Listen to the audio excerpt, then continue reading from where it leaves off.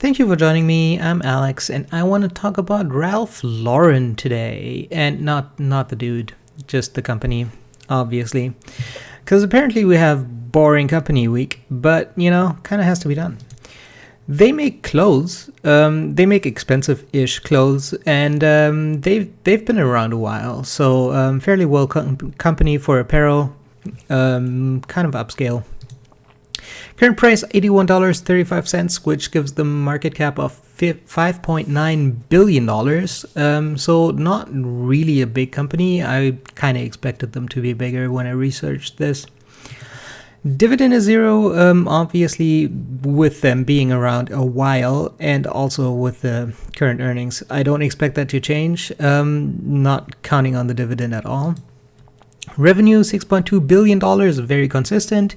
Earnings $384 million, which is down significantly, which is not great. But also they reported earnings in March, and there was kind of like a global pandemic going on already. So don't really expect things to be consistent with a global pandemic going on. Current PE is negative 73, and that I kind of hate Yahoo Finance for this, but they list the current PE based on the trailing 12 months, I think. I'm not even sure.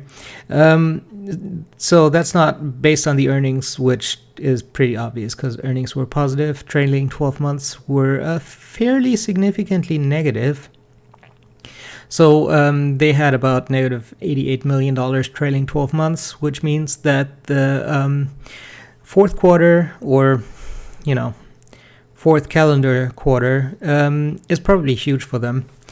But kind of can't really predict how that's going to go this year, because this year is kind of 2020. Forward PE 65, even if they hit that, kind of too high for me, but there's other things that are more important.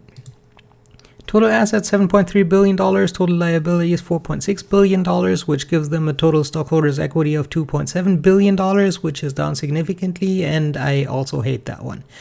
So I kind of don't like it when the total stockholders' equity goes down after they make a profit. As far as risk factors go, there really isn't anything. I mean, a global pandemic would certainly be a risk factor, but kind of too late for that now. So other than that, there's probably no huge new competitors on the horizon.